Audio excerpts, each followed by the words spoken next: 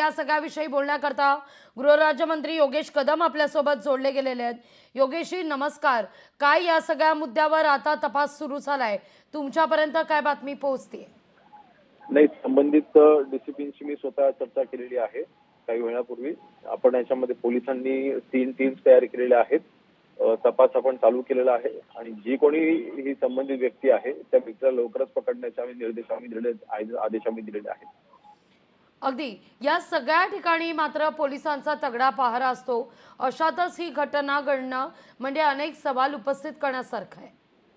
हे बघा, सकाळी 6:15च्या सुमारास पोलिसांनी जिथे गस्त घातली होती त्यावेळेस असा कुठल्याच प्रकार तिथे निदर्शनास आला नव्हता।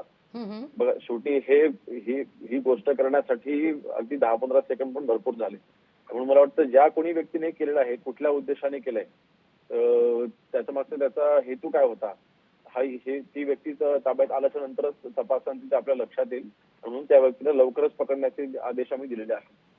अगदी योगेशजी, अगदी शेवटचा सवाल, या सगळ्या मुद्द्यावर सीसीटीव्ही फुटेज तपासलं जाणार आहे। शिवसैनिकांकडून संयमाची भूमिका या ठिकाणी घेतली जाते, अगदी दोनही शिवसैनिकांकडून, पण कुठं या सगळ्या मुद्द्यावर टाइम बाउंड देण्यात आलेला आहे का, की लवकरात लवकर साधारणतः 24 किंवा 48 तासात संबंधिताच्या मुसक्या आवळण्याच्या दृष्टीनं?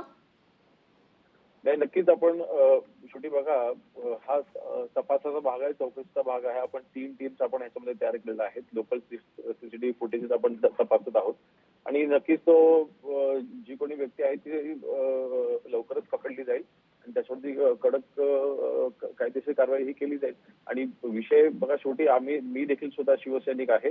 विशेष म्हणजे हा पुतळा माझ्या वडिलांनीच तयार करून घेतलेला पुतळा आहे। माझ्या वडिलांनी तिकडे हा बसवलेला पुतळा आहे। पण आमच्याकरता हा विषय अतिशय भावनेचा आहे। महासाहेबांच्या वरती आमचं मातृत्व प्रेम आमचं प्रत्येक शिवसैनिकाचं आहे आणि म्हणून आमच्याकरता हा भावनेचा विषय, आणि नक्की ह्याच्यामध्ये जी कोणी व्यक्ती आहे त्याला अजिबात सोडलं जाणार नाही। अगदी योगेशजी, खूप खूप धन्यवाद आमच्याशी संवाद साधला त्याबद्दल, या सगळ्याविषयी बोलण्याकरता। लोकशाही मराठी ऐका, पहा, जागरूक रहा।